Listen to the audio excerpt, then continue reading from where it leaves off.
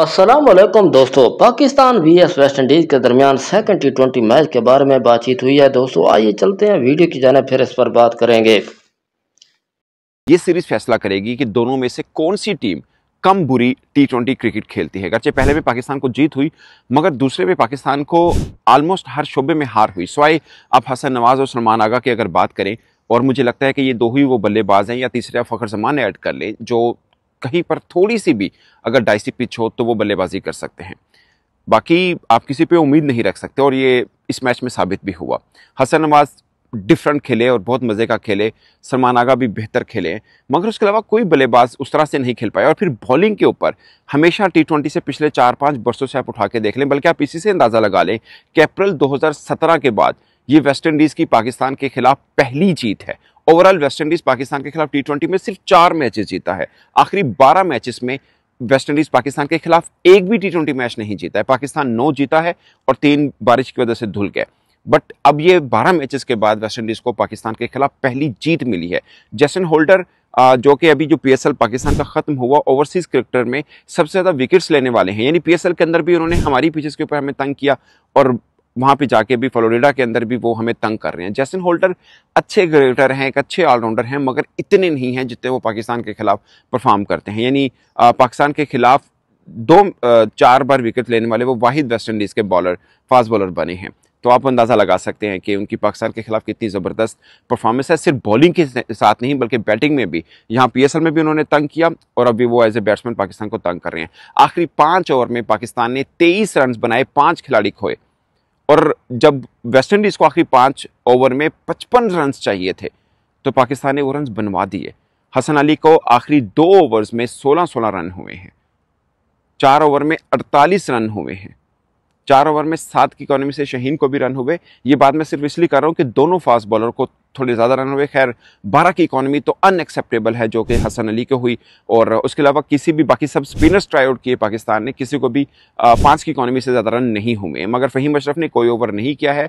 शायद फिर pitch read करने के मामले में हम थोड़ी गलती कर बैठे, क्योंकि फास्ट बॉलर को रन हुए हैं और स्पिनर्स को रन नहीं हो रहे हैं, और हमने साइम से भी अपने कोटे के 4 ओवर पूरे कराए हैं। तो पॉइंट ये है कि शायद फहीम अशरफ की जगह पे शायद फिर खुशदिल शाह ऑलराउंडर बनते थे, अगर आपको ऑलराउंडर ही खिलाना है, क्योंकि माइक हैसन की सीधी स्ट्रेटजी है कि यहाँ पर टी20 के अंदर 3 ही रेगुलर बॉलर बनते हैं, बाकी ऑलराउंडर से ओवर पूरे करवाने। ये उनकी स्ट्रेटजी आप उठा के देख लें, और मुझे लगता है कि 2 टीमें इस स्ट्रेटजी के साथ उतरती हैं। आप वैसे पाकिस्तान का बैटिंग ऑर्डर उठाएं, आपको एक सुफियान मुकीम लगते हैं जो कि बल्लेबाजी में हमें उनको नहीं देख पाए, बाकी सब थोड़ी बहुत बल्लेबाजी जरूर कर लेते हैं। और अगर आप 2 और खिलाड़ी को निकालते हैं जिसमें शहीन शाह अफरीदी और हसन अली हैं, बाकी सब आपके ऑलराउंडर हैं। वैसे तो शहीन शाह अफरीदी भी ऑलराउंडर माने जाते हैं, बाकी अदरवाइज सब के सब आपके जिसे बोलते हैं रजिस्टर्ड ऑलराउंडर हैं, फिर भी आप रन नहीं कर पा रहे हैं। ये बात मैं सिर्फ इसलिए कर रहा हूँ कि वेस्ट इंडीज़ की हार के पीछे भी यही चीज़ छुपी है कि वो भी सब ऑलराउंडर्स की फौज है, मगर आप भरोसा उन पर भी पूरी तरह से नहीं कर सकते।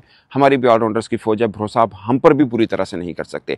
आप सोचिए, बाज़ औक़ात में ये समझने में मुश्किल आती है कि कहीं पीएसएल पाकिस्तान क्रिकेट को पीछे लाने के लिए तो नहीं है। पहले 2024 के अंदर आपके पास इमाद वसीम आए, बुरी तरह से, बाद में जब पाकिस्तान टीम के अंदर एंटर हुए तो बुरी तरह से नाकाम हो गए। अब हसन अली आए, अगरचे पाकिस्तान के अंदर जो सीरीज बांग्लादेश के खिलाफ खेली उन्होंने ज़बरदस्त बॉलिंग की, मगर एक जो आज पाकिस्तानी बॉलर्स के ऊपर हमेशा रहेगा, एक गिला रहेगा कि डेथ ओवर में हम बुरी तरह से नाकाम है। अब इस वक्त यहाँ पर सुबह तड़के का वक्त है, आप देखे होंगे शायद लाइट भी सही तरह से नहीं निकली होगी, बर्मिंघम में मैं मौजूद हूँ, बट एक ही दिन में पाकिस्तान को 2 हार हुई। ये बात मैं सिर्फ इसलिए कर रहा हूँ कि यहाँ पर भी पाकिस्तान को साउथ अफ्रीका के खिलाफ जो हार हुई, यहाँ पर भी डेथ ओवर का प्रॉब्लम रहा। मीन के जब मार पड़ रही है तो फिर हर बॉलर को पड़ी, सेम वहाँ पर भी हुआ। अगरचे शुरुआत में हमने काफ़ी मैच को कंट्रोल रखा, आखिरी 5 ओवर में 55 इस पिच के ऊपर कोई भी नहीं ये सोच के बैठेगा कि ये चेज़ हो जाएगा, और वेस्ट इंडीज़ ने वो कर दिखाया। और शायद उसकी वजह यह है कि पाकिस्तानी बॉलर्स डेथ ओवर में लंबे अरसे से मार खाते आ रहे हैं, और डेथ ओवर में भरोसा पाकिस्तानी बॉलर्स पर ना होने के बराबर है। आप देखिए, इसमें हारिस रऊफ को रेस्ट दिया क्योंकि पिछले मैच में उनको रन हुए। अभी आपको लग रहा होगा शायद हारिस रऊफ होते तो शायद डेथ ओवर वो बेहतर कर पाते, बट ये अगर मगर वाला खेल है, भरोसा आप किसी बॉलर पर नहीं कर सकते हैं। ये वेरी अनफॉर्चुनेट है, और उस मौके के ऊपर जो पीछे हमने 2-3 बड़े इवेंट भी हमने हारे हैं, अपनी डेथ बॉलिंग की वजह से हारे। किसी एक बॉलर का नाम लेना शायद गलत होगा, अगर हम इस मैच में खाली हसन अली को लेकर चलें तो पिछले मैच के अंदर हारिस रऊफ को हुई है, बट अब जो टीम के अंदर नहीं भी हैं, उसमें से भी कोई और फास्ट बॉलर ऐसा नहीं है जिस पे आप भरोसा करके चलें कि ये आपके डेथ ओवर अच्छे निकाल देगा। डेथ में बैटिंग, डेथ में बॉलिंग, दोनों पाकिस्तान अब पिछले काफ़ी अरसे से बुरी तरह से चल रहा है। बट अब पाकिस्तान T20 क्रिकेट को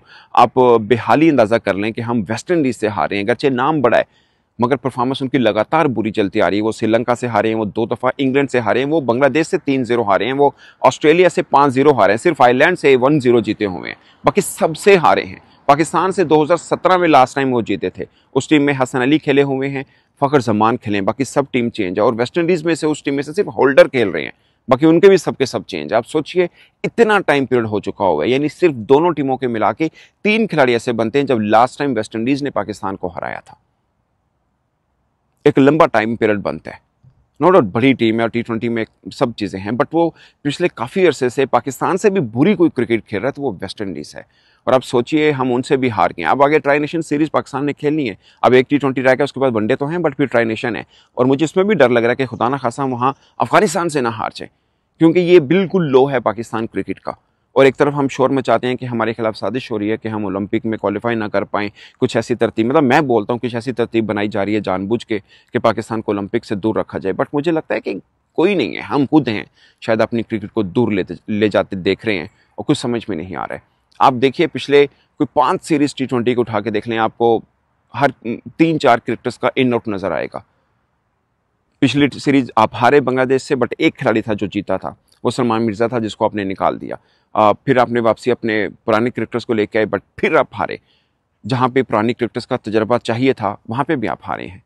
तो फिर नए और पुरानों में फ़र्क क्या है? लाइक अगर यहाँ पे सलमान मिर्ज़ा भी होता शायद यही रिजल्ट आ रहा होता। अगर आपको ये लगता है कि नहीं वो नया बॉलर है, डेथ ओवर नहीं कर पाएगा, तो पुरानों के साथ भी अब वैसे ही रहे हैं। उससे पिछली सीरीज़ में चलें जो हमने घर में बांग्लादेश के खिलाफ खेली, उसमें भी 4-5 चेज़ हैं।